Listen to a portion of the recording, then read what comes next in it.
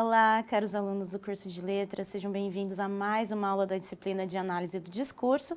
Eu sou a professora Andressa Lopes e hoje nós vamos dar continuidade à nossa discussão na quarta e última unidade dessa disciplina. O título dessa quarta unidade, dessa quarta teleaula, é Processos de Identificação em Contradição. Então, como você pode observar, nesse momento de discussão, de reflexão a respeito da análise do discurso, nós vamos pensar a respeito desses processos de identificação em contradição, ou seja, como que a gente se identifica com o discurso, com as formações discursivas e ideológicas e como que isso também, ao mesmo tempo, acaba indicando uma contradição nesse percurso nosso em relação a nossa produção de sentido. Bom, para começar, eu convido você a acompanhar comigo o resumo da nossa unidade, para nós verificarmos o que nós vamos abordar ao longo dessa quarta aula. Então, a competência dessa unidade número 4 é desenvolver os mecanismos discursivos e a produção de efeitos de sentido. Para isso, nós vamos avançar na compreensão, então, desses mecanismos para você entender melhor os processos de significação. E entre as palavras-chave que nós temos aqui, ideologia, mecanismos discursivos, interdiscurso e memória. Então, hoje nós vamos falar de ideologia. Não que nós já não tenhamos falado de uma forma breve, né, ainda sutil nas outras unidades, mas hoje o nosso objetivo é pensar a respeito da ideologia e como que as nossas ideologias, como que as ideologias de outras pessoas que estão envolvidas no nosso processo discursivo e social, como tudo isso acaba afetando a produção de sentidos, ou seja, gerando o discurso. Então, essa relação entre ideologias diferentes, esses embates ideológicos, essas concepções, as crenças que são perpassadas por nós e pelos lugares sociais dos quais nós fazemos parte, tudo isso acaba influenciando muito na hora de nós produzirmos um discurso. Então, é nesse sentido que a gente vai conduzir a nossa reflexão. Mas antes disso, para contextualizar o conteúdo, eu trouxe um esqueminha aqui relacionando uma perguntinha, né, que está envolvida aí no processo de discurso, né? Como ocorrem os processos de significação? Então, nós já verificamos, né, a posição de sujeito, qual é a posição que esse sujeito ele ocupa na hora da gente produzir um discurso, principalmente porque a gente tem ali o discurso justamente nesse entremeio entre o sujeito e o interlocutor. A gente já verificou a definição de discurso, as intertextualidades, a heterogeneidade discursiva, né, como o discurso ele é permeado de vozes por conta dos nossos conhecimentos. E hoje a gente vai finalizar então essa discussão com esses elementos aqui que são extremamente importantes para a significação do discurso, que são ideologia, a formação ideológica e, consequentemente, a memória e o discurso, né, que são justamente resultados dessas ideologias e dessas formações ideológicas que estão na nossa concepção e que estão também na concepção de grupos sociais, de aparelhos ideológicos de Estado, que também é um elemento que nós vamos falar ainda hoje. Então, nós vamos abordar vários elementos relacionados a esse processo discursivo que é cortado, né, que é ali atravessado, esse é o termo que a gente usa na análise do discurso, ele é atravessado, então, por essas concepções ideológicas, não só as nossas, mas também as outras, até porque nós sabemos que linguagem e discurso é poder. Então, é claro que quem tem mais poder, né, e quem tem mais acessibilidade a essa linguagem, a essa mobilização, consegue, então, acabar refletindo diretamente na nossa posição de sujeito e na nossa posição também em sociedade, já que em sociedade nós exercemos funções de sujeito diferentes, né? São esferas sociais diferentes, discursos diferentes e tudo isso acaba sendo atravessado aí por essas questões ideológicas. Então, é isso que nós vamos começar a partir de agora.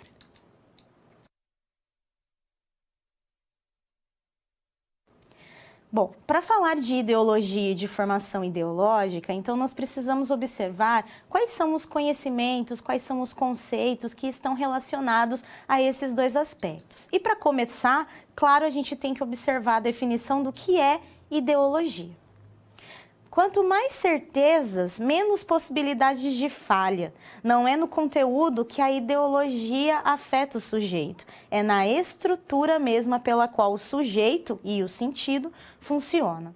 Isso tudo derivando do fato de que não há sentido se a língua não se inscrever na história. A ideologia não é ocultação, ela é produção de evidências. Esse fragmento da Orlandi que eu trouxe para vocês é justamente para a gente pensar nessa manifestação do sentido, né? Quando a gente fala em sentido, e obrigatoriamente nós estamos pensando na realização, na construção do discurso, essa questão que a Orlandi traz, de que não há sentido se ele não estiver inserido em uma história, ou seja, em um contexto específico, vem juntamente a essa definição que a gente tem de ideologia. Então, nós entendemos por ideologia todas as crenças, os conhecimentos, as nossas raízes teóricas, raízes de posicionamento, raízes de modos de agir em sociedade. Então, tudo isso acaba se relacionando diretamente com a ideologia. Então,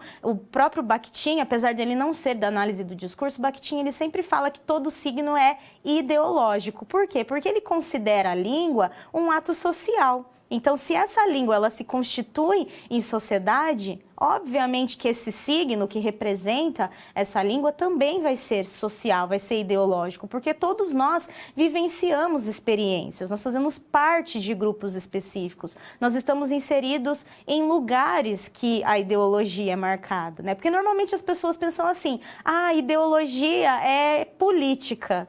Também, a ideologia também é política, mas ideologia também faz parte de todas as nossas escolhas. Não só políticas, mas religiosas, profissionais, as nossas crenças, as nossas atitudes no dia a dia com os nossos familiares, com as pessoas que conhecemos. Tudo isso é marcado por ideologias, né? Nós temos crenças e essas crenças acabam refletindo na forma como nós nos manifestamos socialmente. Então, ideologia não é só questão política, não.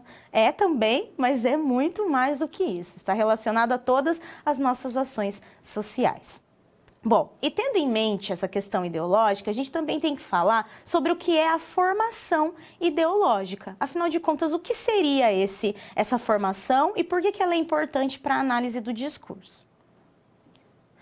Segundo Fiorin, a formação ideológica ela deve ser entendida como a visão de mundo de um determinado grupo social.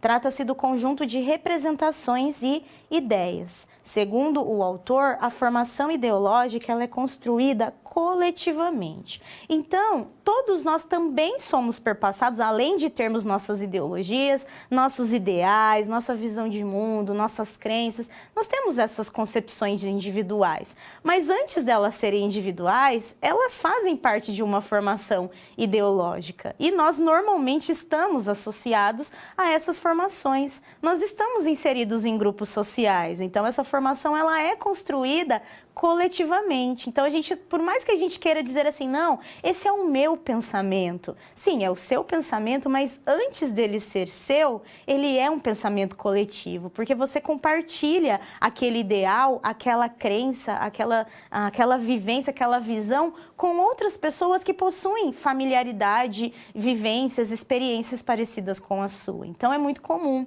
que a gente fale, por exemplo, assim, nossa, eu penso como essa pessoa. Isso quer dizer que vocês compartilham de alguma forma essa formação ideológica. E isso faz com que a gente vá se encontrando em grupos discursivos variados e a gente tenha essa identificação. Ou então, que a gente não tenha essa identificação com formações ideológicas que acabam não correspondendo àquilo que nós cremos. Então, formações ideológicas opostas àquilo que nós acreditamos, normalmente nós fazemos o quê? Nós rejeitamos, nós refutamos aquela formação ideológica. Isso é natural do ser humano, porque nós temos que fazer algumas escolhas, né?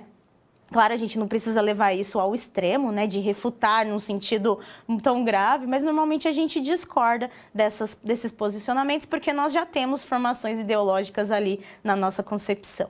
E agora eu vou trazer dois exemplos para vocês, para a gente verificar como que essa questão da ideologia normalmente ela é marcada, principalmente no discurso. O primeiro exemplo, claro, eu trouxe um exemplo da Mafalda, né? Quando a gente pensa na Mafalda, nós estamos pensando em textos que abordam questões políticas, porque o contexto da Mafalda na Argentina, nessa época em que o Quino produziu os primeiros textos, era uma Argentina totalmente política, né? Voltada para essas reflexões sociais. Mas o que eu quero mostrar para vocês é como que isso acaba, como que essas crenças, como que essa formação ideológica específica da Mafalda acaba aparecendo aqui. Então, vamos observar essa tirinha. Mafalda diz o seguinte: olha, este é um mundo, está vendo? Sabe por que este mundo é bonito? Porque é um mundo... é um modelo reduzido, o original é um desastre.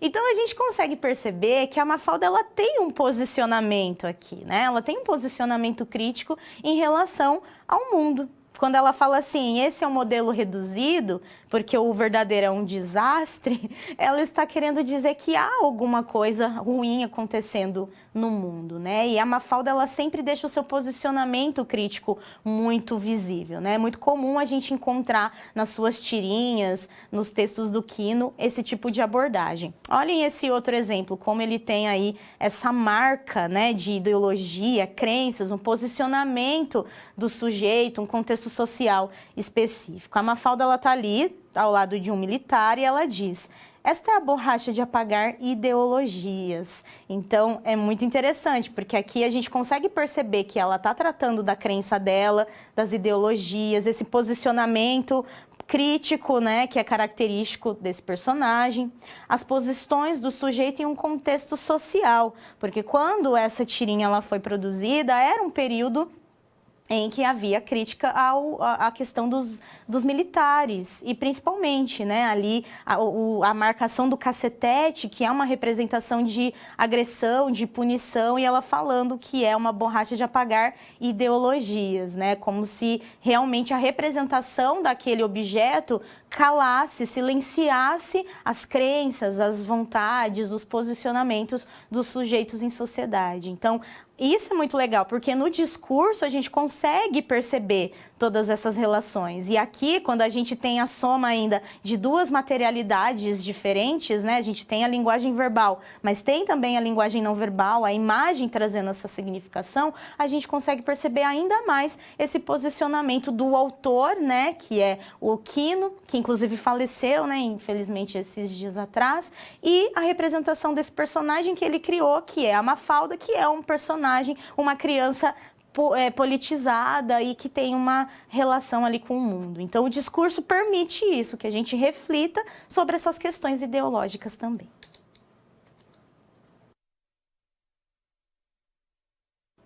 Para falar de ideologia e de discurso, a gente também tem que entrar em alguns aspectos relacionados à memória e ao interdiscurso, porque eles estão diretamente associados a essas formações ideológicas das quais nós participamos, principalmente quando a gente tem aí esse resgate da história, esse resgate de conhecimentos, de crenças que a gente acha que é nosso, totalmente inédito, e na verdade ela é perpassada por marcas, por crenças, por conhecimentos de outros discursos, de outras pessoas, de outros sujeitos. Então, vamos falar agora o que é memória.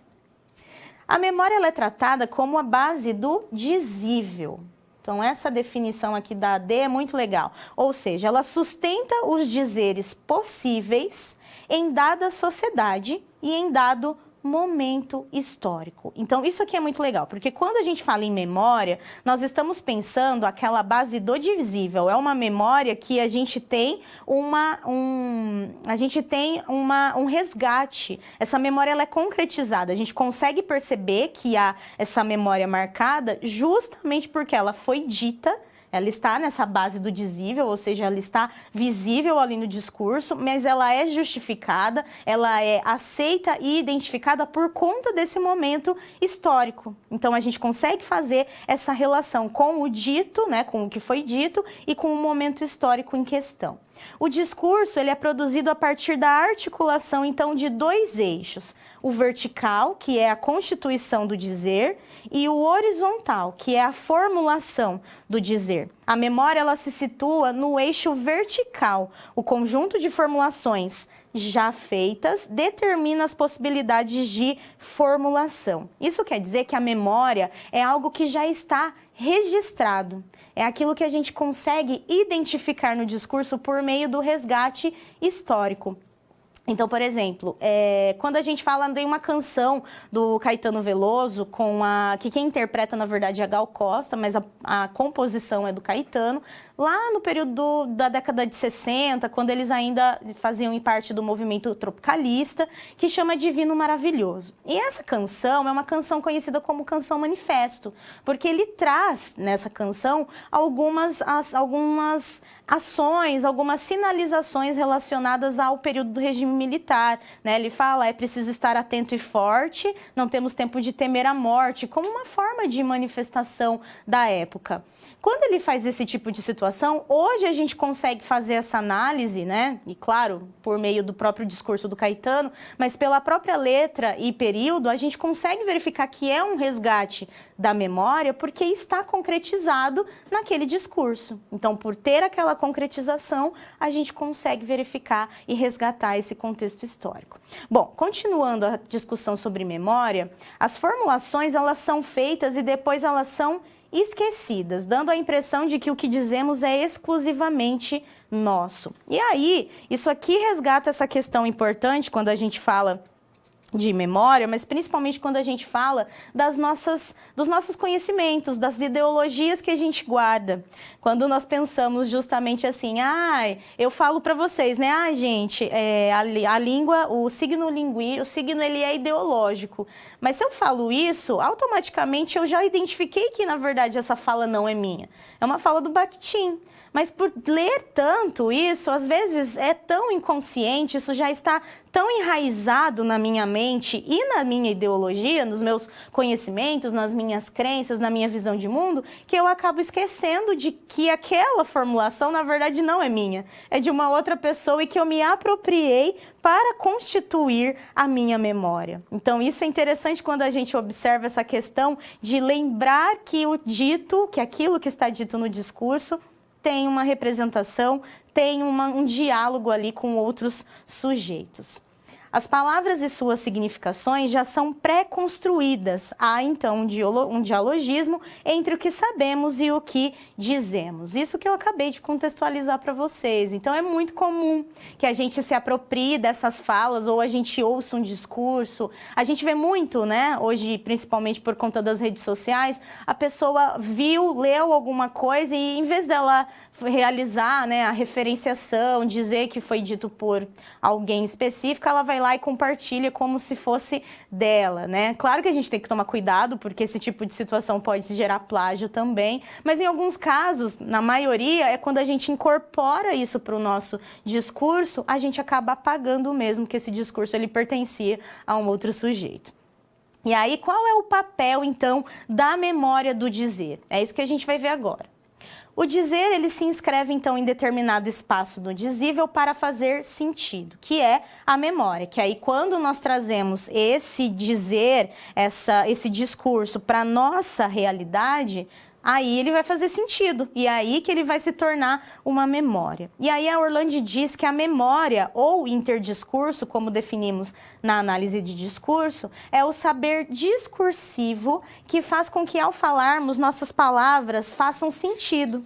Ela se constitui pelo já dito que possibilita todo dizer. Então é necessário que a gente faça isso, porque como que a gente vai aceitar uma ideologia, a gente vai aceitar uma crença e nós vamos defender esse posicionamento que nós temos? Quando ele já está incorporado, quando ele já está aceito. E aí, por isso que a gente precisa, então, desse interdiscurso, dessa memória, para que a gente consiga tornar esse dizer, esse discurso aceito, tanto na sociedade, né, porque a gente também tem essa questão da representação social, da formação discursiva, que nós precisamos dessa aceitação, mas nós também temos que aceitar isso individualmente. E é aí que a gente vai ter esse papel aí da memória para auxiliar nesse processo.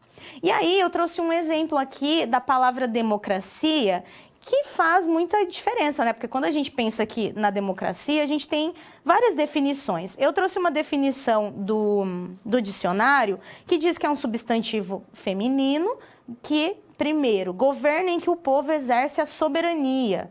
E 2, sistema político em que os cidadãos elegem os seus dirigentes por meio de eleições periódicas. Essa definição que eu trouxe para vocês é uma definição do dicionário, mas a memória discursiva da democracia e da forma como a gente vai incorporar e entender a democracia, isso é muito individual, passando pelo coletivo e principalmente marcado na história.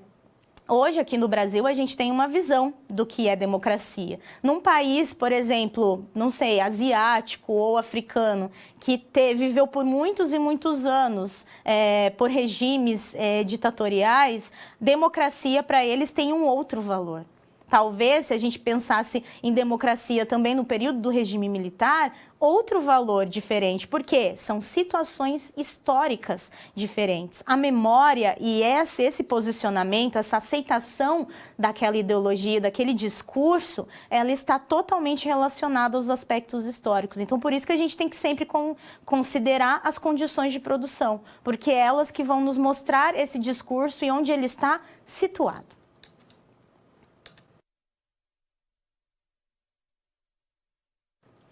Bom, como nós estamos discutindo a respeito desse processo da análise do discurso e entender como que uma memória ela é aceita, ou então como que a gente transforma um saber que não é nosso na nossa memória e obrigatoriamente a gente vai transformar isso em ideologias, em conhecimentos próprios e traçando esse dialogismo o tempo todo com outros sujeitos, com outros momentos, com outras experiências, é importante que a gente conheça então os tipos de memória, porque nós temos várias opções, vários tipos de memória que vão acontecer. Então, como que a gente internaliza e esse dizer acaba se manifestando?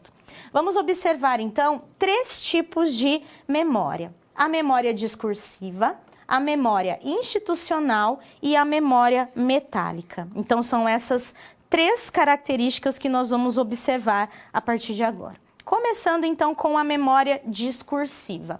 Quando nós falamos na memória discursiva, nós estamos falando no interdiscurso, que é o conjunto de formulações já feitas e que determinam as possibilidades de formulação. Ou seja, o emprego da palavra família. Eu trouxe aqui o exemplo.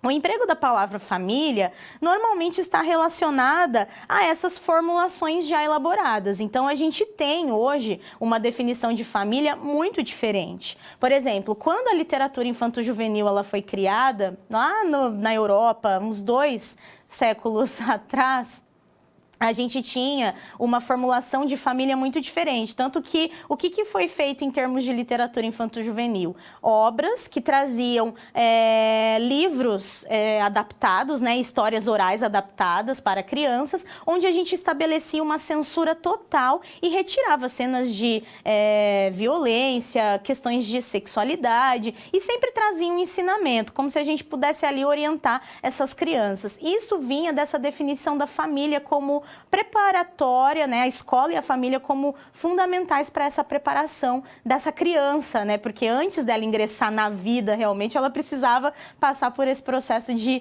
ensinamento, né, de aprendizagem.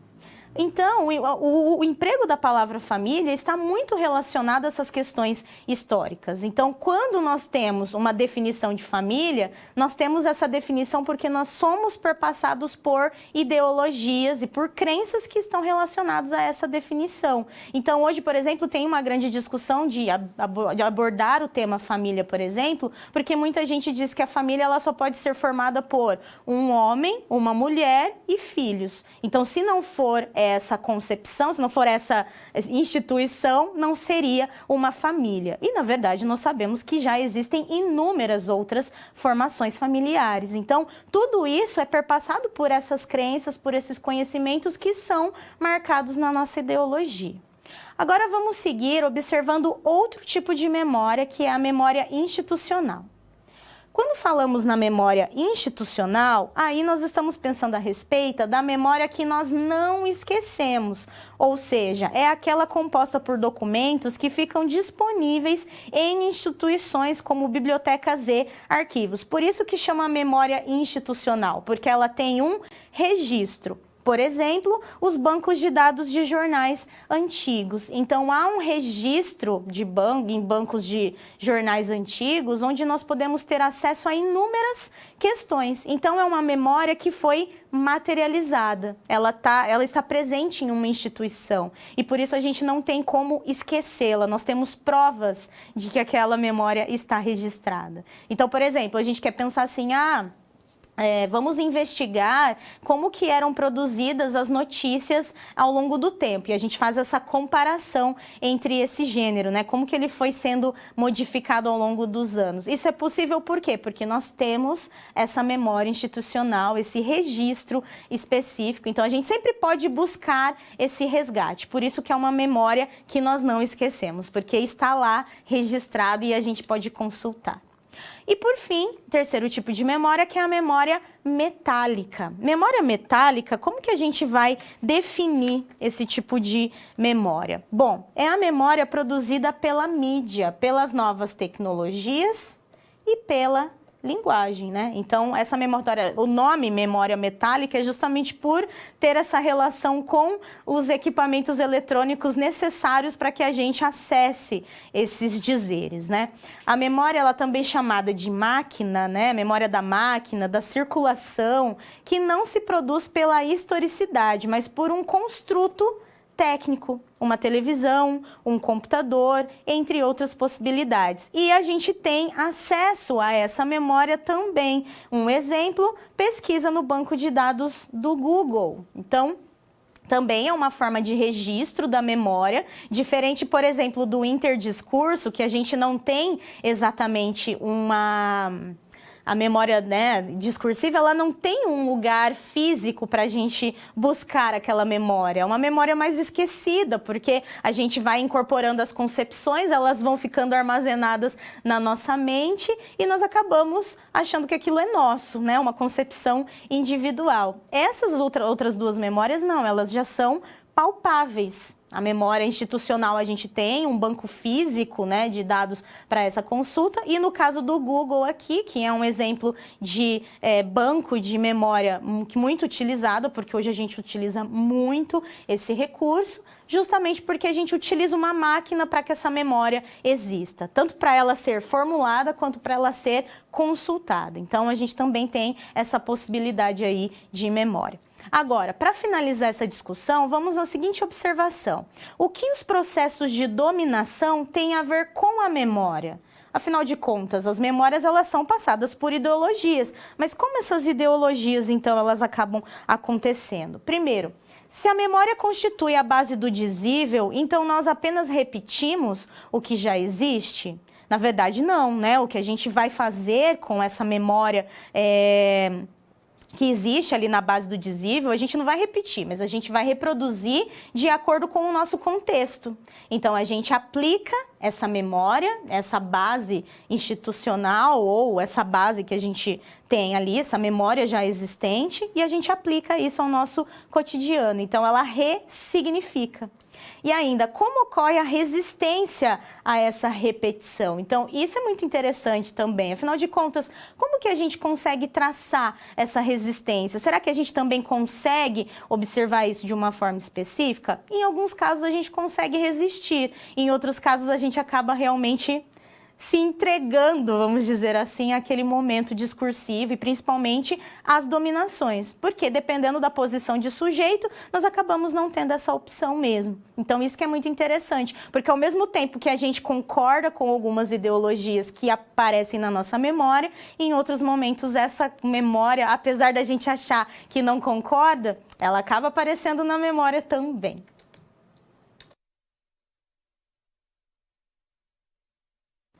Agora nós vamos observar uma situação-problema que envolve essa questão do discurso, da linguagem e do poder. Então eu convido você a acompanhar comigo a situação-problema que nós vamos analisar. Bom, imagine que você é professor e ministra uma disciplina que trata de temas contemporâneos e polêmicos. Então, a gente tem aqui, ó, temas contemporâneos e polêmicos da sociedade brasileira, oferecida para diferentes cursos de graduação. Um dos fatos recorrentemente abordados pela mídia é a reintegração de posse de imóveis que tinham sido ocupados por movimentos que lutam por moradia. Considerando, então, que essa é uma questão que está em destaque atualmente, você propõe aos alunos a leitura de uma reportagem sobre o tema para realizar um debate a respeito em sala de aula. Aí eu vou trazer aqui um fragmento, então, desse texto, né? A chegada era perto das 23 horas do dia 1º de setembro, quando o ônibus entraram em um terreno de 72 mil metros quadrados que a construtora MZM mantém em São Bernardo do Campo, na região metropolitana de São Paulo. Militantes do Movimento dos Trabalhadores Sem Teto, MTST, desceram dos veículos e se apressaram em levantar dezenas de barracas no local. Em poucos dias, o assentamento encravado em um bairro de classe média e média alta, entre a fábrica da Scania e a Via Anchieta, e a menos de 3 quilômetros da prefeitura, se tornaria uma das maiores invasões já feitas na história do grupo. Então, eu destaquei essas duas palavras justamente porque elas estão relacionadas ao que a gente vai refletir agora. Então, primeiro, o questionamento feito, né, gente, só para contextualizar, né, a situação, o questionamento feito aqui não é relacionado ao texto em si, mas ao emprego dessas terminologias, porque trata-se de um texto jornalístico. Então, teoricamente, a gente imagina que esse texto jornalístico ele vai ter o quê? Ele vai ter uma neutralidade discursiva. Só que quando ele usa a palavra invasão, será que não tem uma carga ideológica marcada? E aí eu lanço esses dois questionamentos agora para a gente refletir. Primeiro, então, qual é o jeito correto, certo, de falar? Ocupação ou invasão? Bom, aqui é uma questão importante, né? Porque como que a gente observa essa questão tendo em vista os conceitos da análise do discurso? Se nós formos observar o texto, a gente vai perceber que ele usa o termo invasão, porque ele tem, então, ali um conhecimento, ele está utilizando essa palavra com o sentido de que, olha, essa área ela era proibida e eles invadiram. Só que a gente também tem o uso de ocupação, quando há um terreno vazio e esses grupos eles acabam ocupando para realizar os seus procedimentos. Então, são dois posicionamentos discursivos totalmente diferentes, que marcam formações ideológicas. Então, a escolha de utilizar a palavra invasão em vez de ocupação mostra o posicionamento negativo que o escritor do texto tem em relação ao grupo do Movimento Sem Terra. Então, aí a gente consegue perceber essa significação, essa característica aí específica da palavra que foi utilizada. Vamos observar esse outro questionamento, né? A escolha lexical carrega uma significação específica?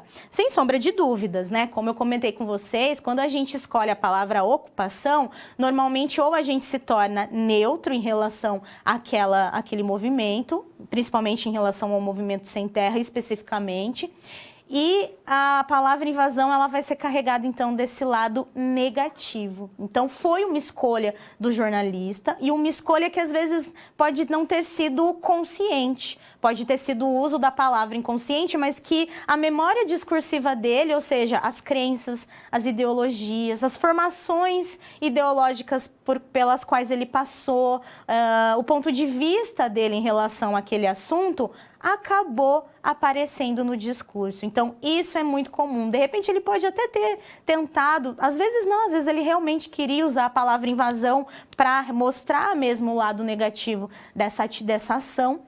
Mas, por outro lado, às vezes ele nem queria fazer esse posicionamento e o discurso dele, esse interdiscurso, essa memória que ele tinha, acabou aparecendo na linguagem. Isso é muito comum. Quando a gente fala em ensino de língua portuguesa, por exemplo, tem sempre um caso que eu uso para a gente falar sobre isso, sobre essa questão de como a nossa memória e a nossa linguagem acaba nos entregando. Então, imagina, o professor, ele trabalha com uma abordagem de gêneros discursivos, uma abordagem com Vygotsky, né, de mediação, e aí quando ele vai propor atividade, ele propõe uma atividade totalmente sem nenhum processo de integração do aluno, tipo, retire os substantivos do texto. E aí foge totalmente daquela ideia, daquela concepção que ele estava dizendo que era que ele acreditava. Então, isso é muito legal do discurso, né? Ele vai nos mostrando, ele deixa vestígios no uso da linguagem, né? E principalmente na materialidade da língua ou das linguagens não verbais, ele deixa vestígios dessa nossa memória discursiva. E aí, consequentemente, a nossa ideologia, as nossas crenças, elas acabam aparecendo de alguma forma nesse texto. Então, isso é extremamente comum e as escolhas podem ou não ser propositais, como aqui foi o caso da invasão.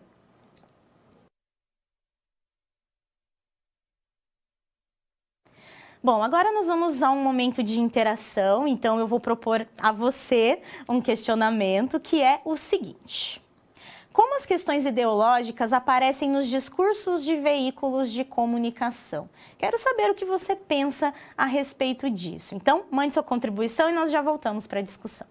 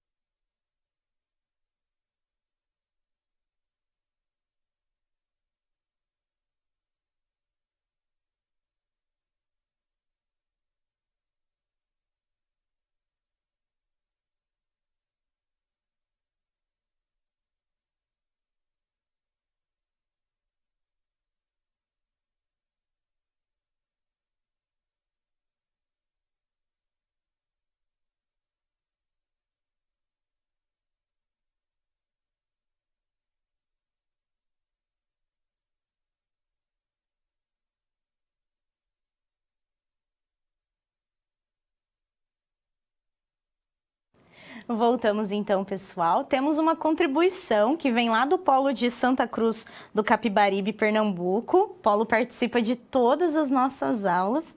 A escolha lexical depende da memória ou do discurso que permite e determina o dizer. Então, isso aqui é interessante, porque quando o Polo de Capibaribe fala sobre a escolha do léxico, né, da escolha lexical trazer essa significação, então é dessa forma que a gente consegue perceber como que essas ideologias, essas formações ideológicas acabam aparecendo nesses veículos de comunicação. Quando a gente pensa nesses veículos, estamos pensando basicamente nos jornais, sejam jornais impressos, jornais digitais, televisivos. Então, hoje a gente já não tem mais uma mídia neutra. Na verdade, nunca tivemos. A mídia nunca foi neutra porque todos nós somos perpassados por ideologias e elas acabam aparecendo de alguma forma. Então, a escolha do léxico, a forma como é conduzida a discussão de um assunto, tudo isso é a forma como esse discurso ele vai ser manifestado. E aí, consequentemente, esse dizer, ele vai ter uma atribuição, ele vai ter uma relação com a memória também, vai ter uma relação histórica entre essa memória e entre esse momento no qual o discurso foi produzido. Então, tudo isso é natural, não só dos veículos de comunicação, como de qualquer outra esfera comunicativa, qualquer outro lugar que circulem discursos produzidos, porque esses discursos são produzidos por sujeitos que são marcados por formações ideológicas. E é como eu disse para vocês na nossa situação problema. Às vezes isso aparece de forma inconsciente na linguagem. Então é extremamente natural que isso tudo apareça nos discursos.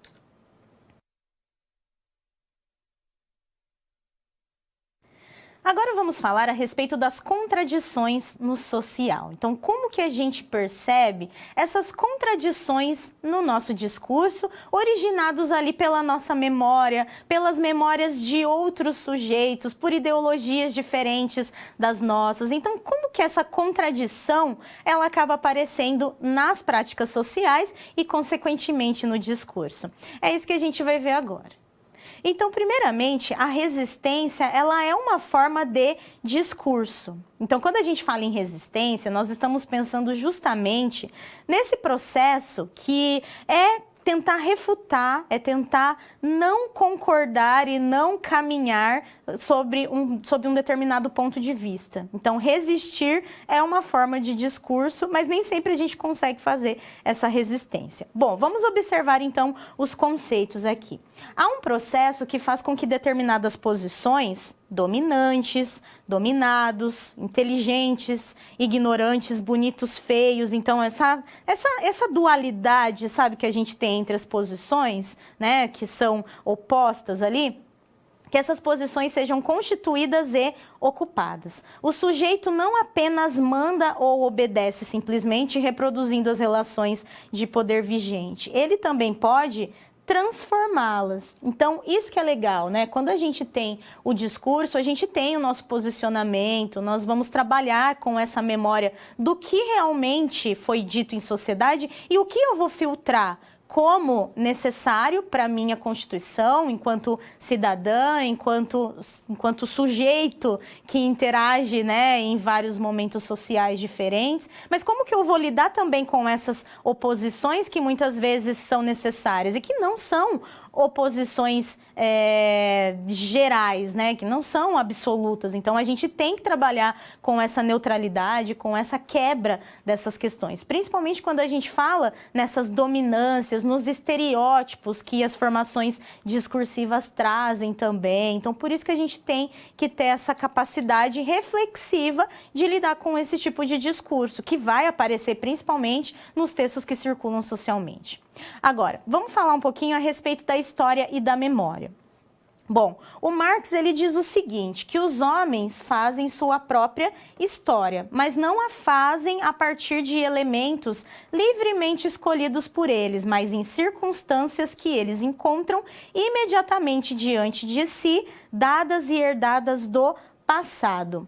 Essa concepção do Marx vem ao encontro de vários analistas do discurso, como o Althusser, que a gente vai observar agora, inclusive. A gente também viu em Foucault, o Foucault também fala muito disso, né, de que nós somos marcados pela nossa própria história, então a gente faz a nossa própria história, nós temos as nossas opções, mas essas opções, elas são definidas previamente pelo lugar que nós ocupamos. Então, essas questões de dominância discursiva, dominância social, influenciam diretamente também nas nossas escolhas e nas nossas posições. Então, por mais que o Marx seja muito idealizador em dizer que é o homem que faz a sua própria história, a gente tem que pensar que essa história ela é construída, que esse percurso ele é construído com base em atravessamentos. Então é assim como o nosso discurso, a nossa ideologia, as nossas crenças, elas vão se constituindo à medida que a gente vai aceitando ou rejeitando os discursos que vão circulando, que vão fazendo parte ali do nosso cotidiano. Bom, para isso, para que aconteça esse rejeitar, esse aceitar, a gente precisa lidar com dois processos, a identificação e a contra-identificação. Vamos ao conceito. Bom, o Peixe, ele chama de identificação e de contra-identificação o movimento de resistência. O sujeito ele pode se identificar ou rejeitar as formações discursivas, ou seja, atuar de acordo ou não com elas. Então, a gente tem alguns casos de formações ideológicas, né, formações discursivas, de estereótipos, que a gente pode aceitar ou não viver naquela condição. E, claro, né, que hoje a gente vive num país democrático, a gente tem essa possibilidade de fazer escolhas dentro, claro, das leis, né? E que a gente está falando aqui de uma questão muito mais ampla, não é só discurso no sentido de linguagem. Aqui é um discurso de manifestação de opinião, é um discurso de posicionamento social, posicionamento sobre todos os assuntos que nos cercam. E essa identificação e contra-identificação, então, vai depender do sujeito, daquele momento histórico no qual ele está inserido e se ele pode simplesmente rejeitar aquela formação discursiva, aquele estereótipo que é apresentado a ele ou não. Um exemplo desse tipo de situação que a gente vivencia bastante é uma mudança na literatura também, né, no cinema, que tem acontecido de uma forma bem específica. Por exemplo, vou dar um exemplo de novo da literatura infanto-juvenil, mas a literatura, de modo geral, ela funciona dessa forma. Quando a gente traz os filmes da Disney da década de 90, até a década de 90, eles tinham estereótipos muito específicos, né, de beleza, de padrão, da mulher que tinha uma representação muito passiva, né, de que aguardava o príncipe encantado para poder salvá-la dos perigos do mundo. E a partir da década de 90, anos 2000, a gente começa a ter uma mudança. E essa mudança ela é ocasionada pelo quê? Pela sociedade, porque há uma movimentação para acabar com esse estereótipo da mulher frágil, da mulher que sempre precisa do outro para resolver os seus problemas. Então, isso acabou sendo incorporado até no universo infantil. Então, isso é aceitar, né, identificar ou ter essa contra-identificação. Quando a gente aceita aquele posicionamento ou quando a gente rejeita aquele posicionamento, e isso também vai acabar implicando diretamente no nosso discurso. Bom, continuando a nossa discussão, agora a gente vai observar aqui, a Orlandi traz então uma definição que ela diz que é no processo da individualização do sujeito que podemos identificar a resistência. Então, como o sujeito ele faz parte de um grupo social, então ele faz parte dessas formações discursivas, dessas formações ideológicas, a gente também vai perceber a existência dessa marcação. Então, é no ato individual que ele vai fazer as suas escolhas, ainda que ele se constitua socialmente, coletivamente. E um mesmo texto materializado, por exemplo, em um livro impresso e em um site, vai produzir diferentes efeitos, não só, mas também por conta de circular em diferentes materialidades. E aí, isso pode gerar ou não essa materialização, essa diferenciação de sentido. E aí, o papel da ideologia, então, acaba sendo constituída aqui nessa questão, né? As ideologias, elas são práticas, elas possuem existência material. A ideologia, ela reproduz as relações de produção, ou seja, o sujeito, ele é interpelado inconscientemente pela ideologia. Então, mesmo coletivamente, mesmo que ele faça parte de formações discursivas e ideológicas variadas, ele vai se constituir individualmente, ele vai refutar uma ideologia, ele vai concordar com outra, e assim ele vai concebendo o seu próprio discurso e constituindo a sua memória discursiva.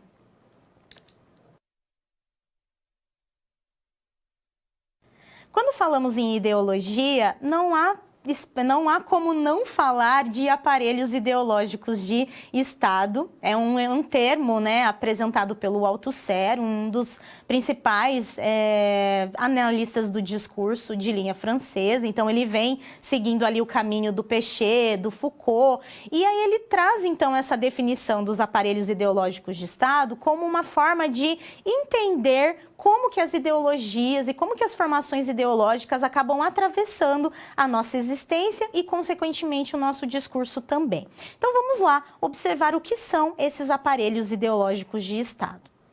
Quando nós pensamos, então, no AIE, aparelhos ideológicos de Estado, nós estamos pensando em classes sociais, né? As classes sociais, elas acabam reproduzindo a ideologia por meio desses aparelhos. Esses aparelhos, gente, são instituições de poder que dominam pelo uso da ideologia. Então, todos nós vivenciamos situações comunicativas nos quais nós somos atravessados por esses vários aparelhos de Estado. Exemplos: o exército, a escola, a religião. Então, são aparelhos ideológicos de Estado. Por quê? Porque eles exercem poder em um determinado grupo ou em uma determinada sociedade. Por exemplo, a questão da escola. A escola, ela tem um poder muito específico naquela comunidade, né? Com os pais, com os alunos que frequentam aquele ambiente. Então, ela tem um poder de dominância no sentido de trazer um conhecimento, de trazer uma formação para aquela criança, trazer normas, trazer deveres, mostrar o papel da criança e do adolescente no mundo. Então, a escola, ela exerce, sim, esse poder como um aparelho ideológico, porque ele traz também ideologias, crenças, conhecimentos. A religião também. A religião está muito associada a crenças, né? Quando a gente pensa, cada um de nós tem uma religião. A gente tem inúmeras religiões, cristãs, não cristãs, né? A ausência de seguir uma religião também é um aparelho ideológico de Estado, porque trabalha com essas questões de crenças que vão sendo trabalhadas na memória discursiva de cada indivíduo que faz parte daquele grupo. O exército também tem esse papel, o governo também. Então, todas essas instituições que, de alguma forma, exercem poder sobre um determinado grupo e trabalham com posicionamentos, com crenças, com conhecimentos sistematizados, a gente vai ter essa função, ou seja, essas ideologias pregadas, né, perpassadas aí nesses aparelhos, influenciam diretamente nos grupos envolvidos. Bom, continuando, o Althusser, então, ele mostra que as ideologias não se atêm a um conjunto de ideias. Elas têm existência material, constituem um conjunto de práticas materiais que são necessárias à reprodução das relações de produção. E o Péchet, ele concorda, inclusive, com esse posicionamento, dizendo que são nos aparelhos ideológicos de Estado que essas práticas se realizam. Então, não é só uma crença, um conhecimento que fica ali no campo do abstrato, né? A gente acredita naquilo e fica ali. Não, isso é realizado, isso é materializado em situações. Por exemplo, desculpem, na questão da religião. Na religião cristã, eu sou católica, então na religião católica a gente tem alguns ritos, a gente tem algumas práticas que são específicas dessa religião. Essas práticas, elas acabam fazendo o quê? Materializando essas crenças. Então, uma delas, a confissão. A confissão é uma prática relacionada à ideologia, às crenças pregadas pela religião católica, porque nós somos pecadores, isso é definido, né? Isso é apontado, nós somos pecadores, então a gente tem que ir frequentemente confessar os nossos pecados para o representante de Deus, que é o Padre, para que a gente tenha o perdão, para que a gente seja absolvido dessas situações. Isso é uma materialização dessas ideologias, dessas crenças que circulam em aparelhos ideológicos de Estado, né? Por quê? Porque elas fazem com que aquela crença se torne real, com que ela tenha uma efetividade naquela prática. Então, esse exemplo é apenas um para a gente conseguir mostrar como que essa materialização acaba acontecendo. Bom, e aí a gente tem a questão da reprodução de ideologias também. Vamos ao quadro. Cada aparelho ideológico de Estado contribui a seu modo para a reprodução das relações de produção e para a sua transformação, ou seja, eles não contribuem de modo igual, equitativo.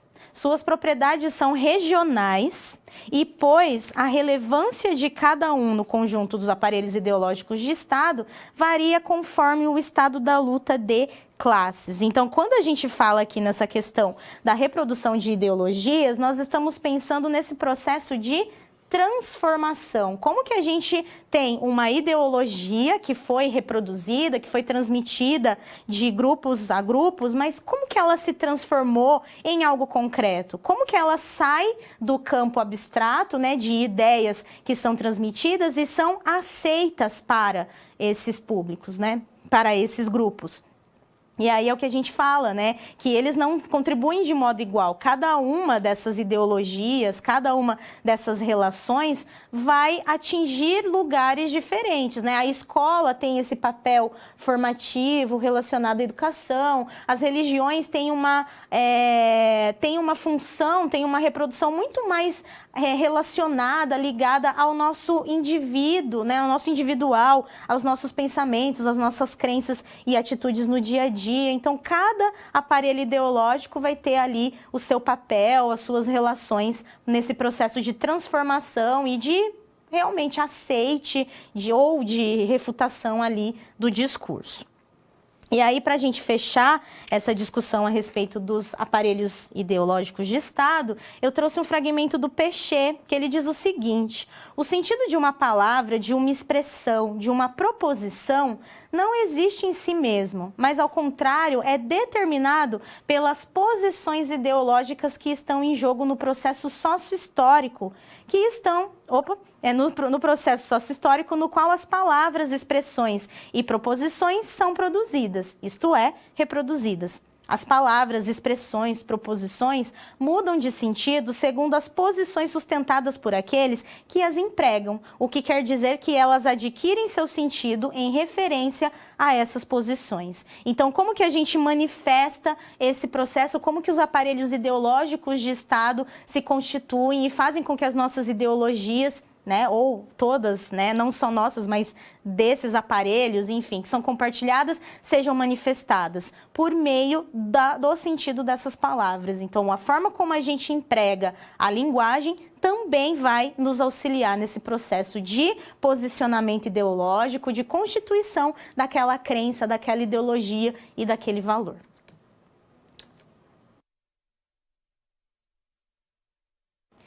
Vamos falar agora a respeito das práticas discursivas e a materialização de ideologias. Então, como que a linguagem, né, e principalmente quando a gente pensa nos signos verbais, como que isso acaba se constituindo e auxiliando para que essas ideologias sejam concretizadas, ou seja, que elas saiam do campo abstrato, sejam aceitas e se tornem memória, ou seja, entrem como repertório ali do nosso discurso. Vamos ao quadro. Bom, a materialização das ideologias, então, ela vai acontecer por meio de algumas questões específicas. Primeiramente, a ideologia, ela reproduz, então, as relações de produção, ou seja, o sujeito, ele é interpelado inconscientemente pela ideologia. Então, a ideologia, essa crença, esse conhecimento, esse valor, ele vai automaticamente atravessar esse sujeito. E por conta do contexto sócio-histórico que ele vivencia, ele vai aceitar essa relação de ideológica ou não. Mas quando ele aceita, né, quando ele é inconscientemente atravessado ali, quando a gente diz que ele é assujeitado, ele ocupa determinado lugar na formação social em que se inscreve, sob a ilusão de que o faz por sua livre vontade. Mas a gente sabe que, em alguns momentos, isso não é livre. O sujeito, ele não escolhe de que lugar enuncia. Ele é determinado pelas condições de produção do discurso. Então, isso aqui é interessante a gente observar, porque por mais que a gente tenha uma livre escolha ideológica, muitas vezes é o momento de produção daquele discurso que vai fazer com que a gente produza um discurso constituído em ideologias que são, às vezes, totalmente diferentes daquilo que a gente acredita, daquilo que a gente vivencia no dia a dia. Então, isso é muito comum. Um exemplo, não chega a ser uma coisa tão inconsciente, mas o jornalista, ele é contratado, então, por um veículo de comunicação e ele tem que produzir um artigo de opinião. E aí o jornal chega para ele e fala assim, olha, você tem que produzir um artigo de opinião com esse posicionamento aqui, porque esse é o posicionamento que nós temos aqui nesse jornal. O jornalista não tem aquele mesmo posicionamento, ele tem ali uma divergência enorme com aquela crença, com aquele ideal que o veículo de comunicação está solicitando. O que ele vai fazer naquele momento de produção? Ele vai colocar a sua opinião ou ele vai atender à norma do seu editor, do seu chefe? Ele vai atender a norma do seu editor e do seu chefe, porque a solicitação, o contexto no qual ele foi inserido como jornalista, foi proporcionado por um poder maior. E aí ele tem que exercer aquele posicionamento. E aí pode ser que apareçam algumas palavras indicando inconscientemente o posicionamento discursivo dele. Mas, normalmente, ele precisa então tomar cuidado com isso, porque ele foi assujeitado a essa situação. Porque aquele contexto de produção específico exigiu que ele não colocasse o posicionamento dele e sim do veículo de comunicação. Agora vamos falar a respeito das classes sociais e como que o discurso acaba se relacionando com isso. Bom, a linguagem, ela é um lugar de poder e indica as posições sociais que nós exercemos enquanto sujeitos e interlocutores. Por exemplo, o preconceito linguístico que existe, principalmente com variedades linguísticas sociais, como linguajar caipira, ou quando a pessoa acaba tendo muito erro de concordância verbo-nominal. Esse tipo de preconceito linguístico é uma forma de poder, porque o que acontece? Quando a gente pensa assim, a gente tem que dominar a norma padrão da língua portuguesa, temos que falar adequadamente, utilizar a ortografia na escrita, tudo isso é um poder. Nós estamos dando a possibilidade dessa pessoa exercer a linguagem adequadamente. Então, o preconceito linguístico mostra o quanto a linguagem ela exerce poder no processo comunicativo. E as classes sociais, elas reproduzem a ideologia por meio dos aparelhos ideológicos de Estado que se utilizam da linguagem para compor suas condições de dominância ou de subordinação. Então, sempre que nós pensamos em aceitar ou não uma ideologia, ouvir um discurso ideológico ou não, e aquilo acabar sendo, nós sermos assujeitados por aquilo, ou então, às vezes nem é um posicionamento que nós somos obrigados a exercer, não é uma subordinação direta, mas às vezes aquela linguagem ela foi utilizada de uma forma tão marcante e mexe tanto com o público que automaticamente essa ideologia, essa crença, ela vai ser aceita. Então, sem dúvida alguma, os aparelhos ideológicos usam da linguagem como poder, nós utilizamos a linguagem como poder. Vou dar um exemplo assim, simples do dia a dia, né? Quando nós somos adolescentes, a gente sempre tem que pedir alguma coisa para os nossos pais. E aí, o que a gente faz o que a gente fazia, né? Quando nós tínhamos que fazer esse pedido? Nós elaborávamos argumentações por semanas, né? Pensávamos ali em coisas que poderiam ser benéficas para os nossos pais, para eles aceitarem aquilo, né? Um presente ou dar um dinheiro, alguma coisa nesse sentido. Então, essa argumentação, esse cuidado, essa preparação que a gente tem para tentar convencer o outro, é uma forma também, não é uma ideologia, né, tão complexa, mas é uma forma da gente usar uma linguagem ao nosso favor e também para convencimento. Então, a gente usa a linguagem como poder o tempo todo. E é óbvio que as classes dominantes vão tentar usar mais ainda esse tipo de materialização. Vamos ver como que a ideologia é para o Péchet.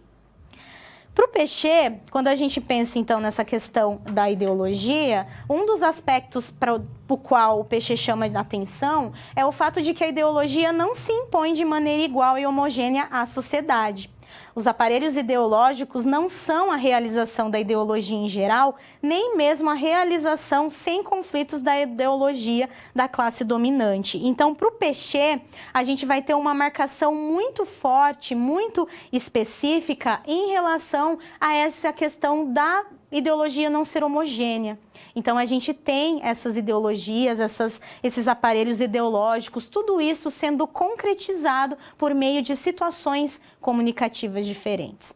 E aí, para a gente finalizar, vamos para esse fragmento que diz o seguinte: Toda a prática discursiva está inscrita no complexo contraditório, desigual, sobredeterminado, nas formações discursivas que caracterizam a instância ideológica em condições históricas dadas. Essas formações discursivas mantêm entre si relações de determinação dissimétricas, pelos efeitos de pré-construído e efeitos transversos ou de articulação, de modo que elas são o lugar de um trabalho de reconfiguração que constitui, segundo o caso, um trabalho de redescobrimento, reprodução, reinscrição ou um trabalho politicamente ou cientificamente produtivo. O que o Peixe quis trazer aqui, quando ele fala que em toda a prática discursiva estar inscrita nesse complexo das formações discursivas, é que antes da gente pensar em ter a nossa individualização, a nossa característica, né, ideológica marcada, nós somos perpassados por essas formações discursivas, os estereótipos, nós somos formados também por formações ideológicas que fazem, né, com que os nossos grupos aconteçam e que a gente vá fazendo parte desses diversos grupos. Então, tudo isso vai perpassando o nosso discurso e quando nós vemos a nossa ideologia, as nossas crenças, as nossas visões já estão incorporadas no nosso discurso e manifestadas por meio das linguagens que nós utilizamos como materialidades discursivas. Então, não temos escolha, nós somos marcados por aspectos ideológicos e isso também vai marcar o nosso discurso. Sejamos representantes de classes dominantes ou de classes subordinadas, isso vai aparecer de todas as formas.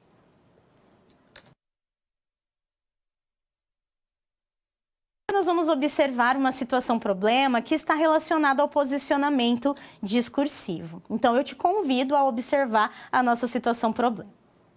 Ainda no debate acerca desse tema, né, que envolvia, então, justamente a escolha do uso do léxico, assentamento, a questão de invasão ou ocupação. Então, em torno dessa questão, promovido por você em sala de aula, percebendo a existência de diferentes posicionamentos por parte dos alunos, você coloca a seguinte questão para a turma. A partir de tudo o que dissemos aqui, da leitura do trecho dessa reportagem, qual seria o papel da imprensa nessa história? Como ela narra a trajetória do grupo retratado na reportagem? Ela trata o fato de forma imparcial e objetiva, como se exige da imprensa? É possível tratar a realidade imparcialmente? E ainda, a imprensa pode ser considerada um aparelho ideológico de Estado? Então, vamos observar de novo, né? Aqui eu trouxe o fragmento só para a gente contextualizar de novo a questão. Então, era uma descrição, né, ali do processo do movimento dos trabalhadores sem teto. E, nesse caso, ele acabou utilizando um termo, então, invasões, em vez de usar o termo ocupação. Então, a gente precisa pensar aí, será que a imprensa acabou utilizando adequadamente, escolheu adequadamente esse léxico e teve um posicionamento neutro? Bom, nesse sentido, primeiramente, nós poderíamos pensar que a imprensa, ainda que não esteja vinculada oficialmente ao Estado como a escola, sim, funciona como um de seus aparelhos ideológicos, na medida em que reproduz a ideologia dominante. Então, a gente tem a marcação de uma ideologia dominante aqui, que defende o direito inviolável à propriedade. Então, essa é a ideologia dominante que a gente conhece, de que é um lugar, né, mesmo que seja um lugar vazio, mesmo diante de toda a movimentação do sem-teto, mesmo assim, a gente tem essa ideologia dominante que diz que a gente não pode ocupar porque nós estamos violando ali uma propriedade. Então, é a partir dessa ideologia, que é muito característica das leis e de algumas questões estatais, que a gente parte da ideia de que, nesse momento, o veículo de comunicação estava, sim, empregando uma forma de dominação do discurso e seguindo esse aparelho de Estado dominante. Bom, vamos voltar para o quadro para a gente observar ainda uma outra questão. É natural que a imprensa tome partido de uma ou outra posição, mas por isso mesmo é fundamental que a imprensa seja diversificada para que diferentes pontos de vista e ideologias possam circular. Então, isso a gente já tem visto acontecendo frequentemente, né? Normalmente a gente consegue identificar os jornais e as suas abordagens, né? Abordagens políticas, abordagens sociais, como que eles normalmente tratam de assuntos polêmicos, o tipo de palavra que eles utilizam, se são termos mais sensacionalistas ou se eles usam uma linguagem um pouco mais neutra na medida do possível, né? Porque, como eu disse para vocês, tudo que a gente discutiu nessa nossa aula é justamente para a gente pensar nesse aspecto de que por mais que a gente tente mobilizar os recursos linguísticos neutros, por mais que a gente revise o nosso texto inúmeras vezes, ele pode acabar dando vestígios do nosso posicionamento ideológico. Então, é muito difícil mesmo que a gente tenha hoje mais ainda porque não há mesmo esse objetivo dos jornais serem neutros, eles têm, inclusive, colunas específicas para mostrar a sua opinião. Alguns jornais já trazem até uma breve descrição de como eles entendem determinados assuntos. Então, eles têm lá um momento do editorial, um momento de um lugar específico, né? Um canal, uma coluninha ali para poder falar a respeito do seu posicionamento. Então, hoje, por conta do momento que a gente vivencia e até por conta da própria linguagem ser ideologicamente marcada, dos nossos discursos serem ideologicamente marcados, então é claro que os veículos de comunicação também acabam atendendo a essa questão. Então é muito comum e aceitável. Por quê? Porque a gente tem isso naturalmente marcado na linguagem. O que não é aceitável é o sensacionalismo. É quando a gente a gente avança da nossa opinião para uma crítica que pode gerar problemas, que pode gerar conflitos. Então, aí a gente já está num outro caminho, não é só ideologia ali marcada.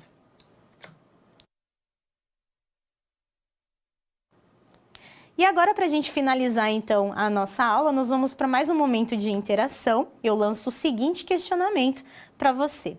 Qual o papel dos aparelhos ideológicos na educação? Já que estamos aqui num curso de licenciatura, quero saber o que você pensa a respeito. Daqui a pouquinho eu volto para a gente discutir.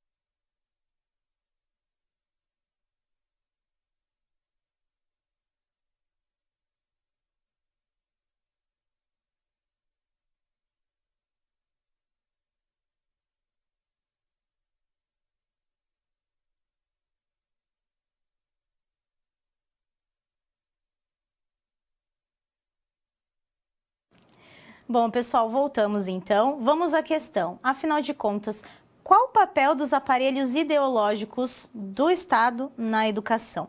Bom, primeiramente a gente tem que entender que quando a gente pensa na educação, a gente vai ter níveis, né? Vamos ter aparelhos diferentes aí nesse funcionamento, né? Nós temos níveis de dominância nessa questão da educação, porque a gente tem o Ministério da Educação, né, como o maior representante da educação brasileira. Depois a gente tem a BNCC, que é um documento norteador que exerce grande papel, né, de aparelho ideológico aí, né? São várias ideologias, crenças, conhecimentos, concepções que são impostas, né? Claro que o professor ele tem certa autonomia para fazer as suas escolhas, utilizar suas metodologias, mas em termos de concepção de linguagem, concepção em língua portuguesa, por exemplo, falando, concepção de linguagem, o trabalho via gêneros discursivos, isso é uma imposição que já tem acontecido há bastante tempo até com outros documentos, mas tudo bem. Depois do documento, a gente também tem os governos estaduais, então as secretarias estaduais de educação, as secretarias municipais, temos as escolas e dentro da escola também temos as diversas posições dominantes. Então, a educação ela é perpassada por vários elementos ideológicos, né? Tanto elementos externos quanto internos. Então, é esse o processo mais ou menos que seguem os aparelhos ideológicos de forma geral. Assim como na educação, a gente também tem hierarquias, temos dominações e subordinações que acabam gerando esse conflito ou a concordância entre as ideologias, né? Perfeitamente natural, já que nós estamos pensando em trocas de ideias, de visões e de conhecimentos. Gente, então para finalizar, né, a nossa aula, o que a gente acabou discutindo nessa quarta unidade, então vamos a esse momento final, fazendo um breve resumo aí do que a gente abordou nessa quarta unidade.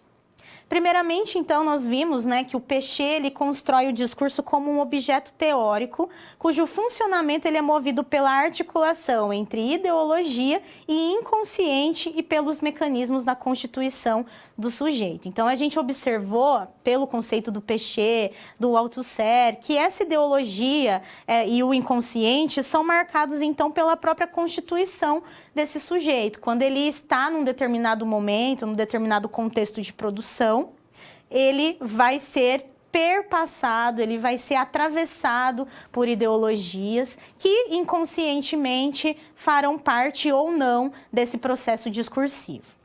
A ideologia ela é uma representação de ideias e pensamentos perpassados por formações ideológicas distintas. Então, a ideologia ela não é algo individual. Claro, ela se torna individual, principalmente quando ela se torna memória, ou seja, quando nós pegamos aquele discurso, nós pegamos aquela ideologia e incorporamos inconscientemente na nossa mente e isso começa a fazer parte do nosso discurso, mas antes disso ela é uma formação ideológica, ela faz parte de grupos, de pré-determinações desses diversos grupos, né, dominantes ou não, que trazem ideologias variadas. A memória, ela sustenta a ideologia e resgata os posicionamentos discursivos. A gente tem a opção da memória interdiscursiva, né, que é essa memória que a gente esquece quem é o produtor, e a gente incorpora isso ao nosso discurso individual. E temos as memórias nas quais a gente pode fazer essa busca, né, onde existe a materialidade de quem representa essa ideologia.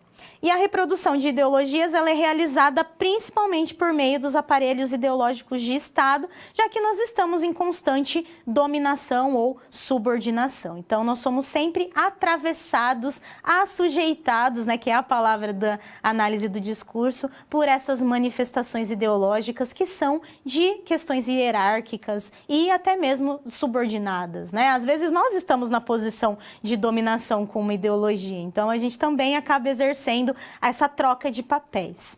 Bom, pessoal, espero que vocês tenham gostado da análise do discurso, né? Tem muito conceito, então é importante que vocês revisitem o material didático, né? O livro, ele traz esses conceitos, traz também exemplos muito bacanas, então vale muito a pena, caso vocês ainda não tenham realizado essa leitura, que vocês façam a leitura desse material. É um material bem completo e vai acrescentar muito a essas reflexões que eu produzi aqui com vocês. Bom, a análise do discurso é isso, é estar o tempo todo observando essas materializações da linguagem, seja verbal, seja não verbal, e observar o que está por trás desse discurso, né? Qual é o contexto de produção, quais são as condições sócio-históricas nas quais estamos inseridos, e ainda ter consciência de que nós somos atravessados por ideologias dominantes, ou que nós vamos atravessar ideologias em momentos de subordinação. Então, isso faz parte da nossa linguagem e da nossa prática social também. Como a prática social ela é materializada por meio da linguagem, então por isso que sempre estamos associando o discurso a esses recursos que nós estamos construindo, que aí sim nós conseguimos visualizar todas essas marcações do discurso. Então é uma área muito bacana, tem muita coisa a ser discutida. A análise do discurso na França, inclusive, já adentra análises bem complexas em termos políticos, em termos sociais, tudo isso para a gente sempre investigar a natureza humana e principalmente como que ela se manifesta, como que ela dialoga com os seus pares. Bom, fico por aqui, desejo a vocês um excelente semestre, um grande abraço e até a próxima. Tchau, tchau.